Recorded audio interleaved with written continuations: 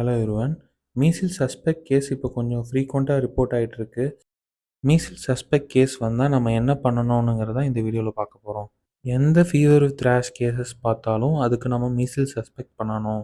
எல்லா measles suspect கேஸுக்கும் பண்ண வேண்டிய 3 இன்வெஸ்டிகேஷன்ஸ் இருக்குது.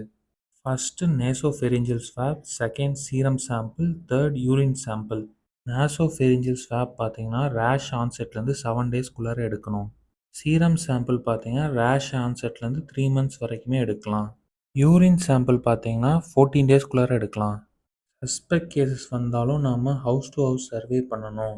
ஹவுஸ் டு ஹவுஸ் சர்வேல ஆக்டிவ் கேஸ் சர்ச் பண்ணணும்.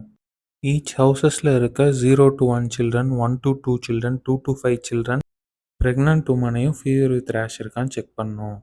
அப்புறம் ஒரு வேக்சின் கேரியரில் எல்லா வேக்சின்ஸையும் எடுத்துகிட்டு அங்கே இருக்க சில்ட்ரன்ஸ் அன்இம்யூனைஸ்டாக இருந்தால் அப்போவே அந்த வேக்சின்ஸை கொடுக்கணும். அந்த ஏரியாவில் இருக்க எம்ஆர் ட்ராப் அவுட்ஸை நெக்ஸ்ட் வீக் இம்யூனைசேஷனில் கவர் பண்ணணும். வேறு எதுவும் சஸ்பெக்ட் கேசஸ் இல்லைன்னா சஸ்பெக்ட் கேசஸ்லாம் ஐசோலேஷன் சொல்லணும். ஐசோலேஷன் பீரியட் பார்த்தீங்கன்னா ரேஷ் ஆரம்பிச்சிருந்து 4 டேஸ்.